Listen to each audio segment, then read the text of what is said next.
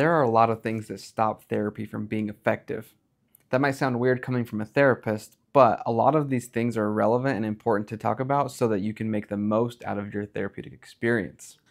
In today's video, we're going to talk about one of those reasons that therapy doesn't work and how you can take control of that to give you the best chance of having a successful experience in therapy.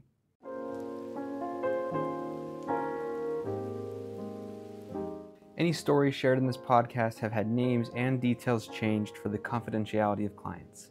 Any resemblance to someone real is coincidental. Hello everybody, thank you for coming to another episode. Today we are going to talk about the first part in a series of videos of why therapy doesn't work. Specifically today we are talking about not sticking with it long enough. So one of the, I think, main questions I get asked when I do an intake or when someone comes into therapy is like, how long is this going to take? And there's not really an answer to it. But what I do always tell people is just keep coming. Not forever. But I think we've all had experiences with people who have stopped coming too quickly to therapy or only given it a few sessions and not feel like it's worked. What do you think? Why do you think that consistency and sticking with it for a maybe longer than comfortable period of time is important? I always liken this to the gym when I talk to people about this. If you wanted to get your body in better shape, you wanted to become more physically strong, you can't go to the gym 2 or 3 times and think that it's going to affect you for the rest of your life. How long have you been going to the gym to get biceps like that? Apparently not long enough. That's all I got to say about that. But it's the same thing for emotional strength. If you want to become emotionally stronger, you have to constantly work on building that.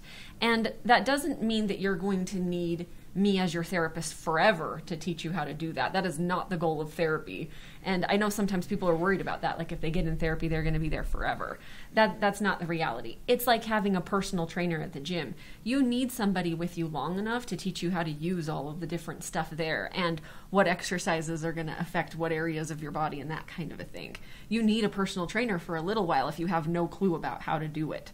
But it's the same in therapy. You need a therapist for a little while to teach you what kinds of things you need to be doing so that you can become emotionally strong.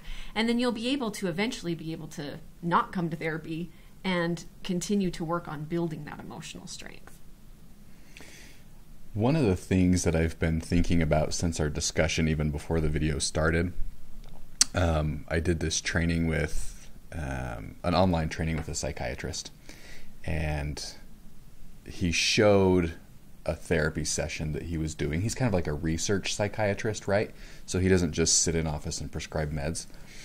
And one of the things that he suggested and then showed a video clip of it was when he asked a client about their experience, like sensationally regarding something specific in their thing. The client had this like slight influx where her eyes went up. And the psychiatrist commented that alone right there cuts about a year out of therapy. And I thought, a year out of therapy, a lot of times people, probably myself included, are like, this is going to take a year to work on? More than a year? Yeah, but his idea was the fluctuation of the eyes was indicative of self-introspection.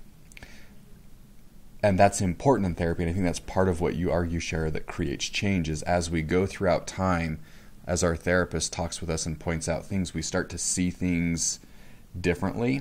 And maybe in the first couple of months, you don't see much change because, well, my therapist has to say that because I'm paying them or because they like me, right?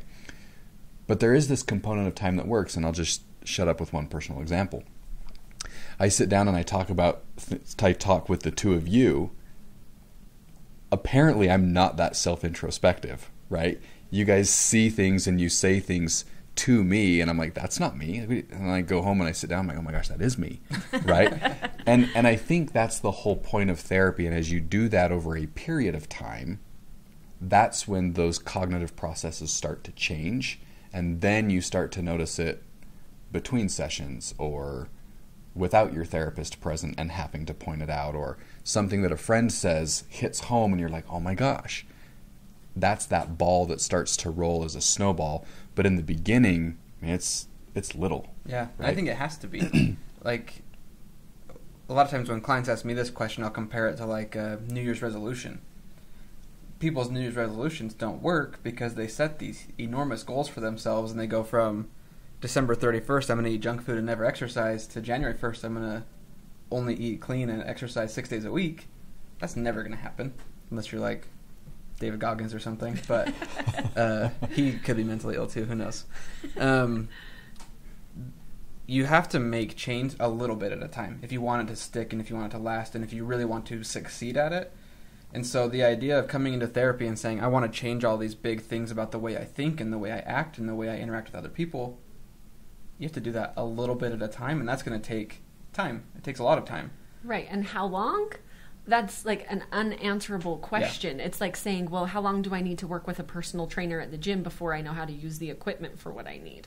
Well, it depends on how much you already know of what you want. It depends on, have you had exposure to the gym before? How much are you practicing outside of the gym or outside of your sessions with your personal trainer, outside of therapy? How much are you actually doing your homework? Right. How much? Which is not a lot. Right. How much is your environment supportive of a healthy lifestyle? Like this isn't exactly an answerable question. Some people can come in and work through therapy within a couple of months. Some people, it's going to be longer than that. But it really depends on where you're at and where you're wanting to get to.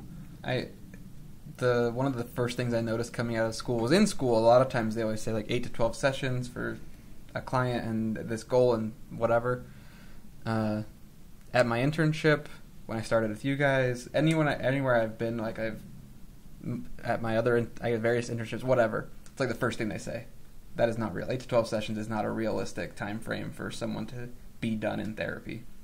Maybe it's a realistic time frame to accomplish a goal or make progress on a goal, but unless you're coming to therapy for one small thing, it's probably going to be longer than 8 to 12 sessions. It's probably going to be a bit longer. I think one of the ways that I could give an example of what this actually looks like in therapy, I am an EMDR therapist, and so often people are coming in to meet with me because they want to work through trauma. EMDR is a therapy that often people are looking for when they have experienced trauma.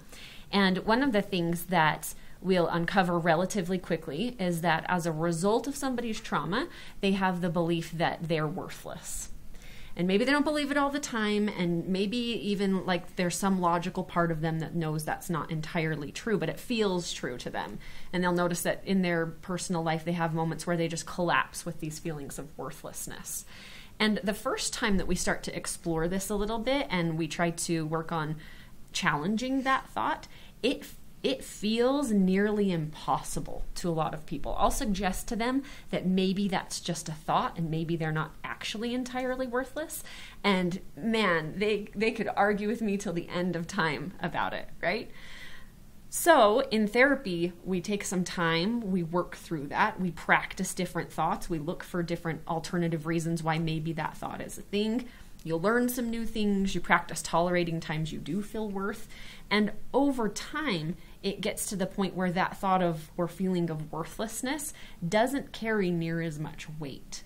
But if you only came to 3 sessions of that, it's probably doing nothing for you, right? Probably absolutely nothing. But a lot of times, after we work through a little bit of the trauma, after we talk through some of these things, 12, 15, 18 sessions, it starts to feel very, very different. But if you don't hang with it long enough, it won't work. For sure.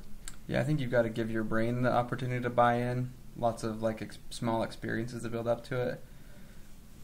But I also sometimes think, I compare it to what major life change or what thing of value do you have in your life that came really quickly and happened really fast? Probably not a lot.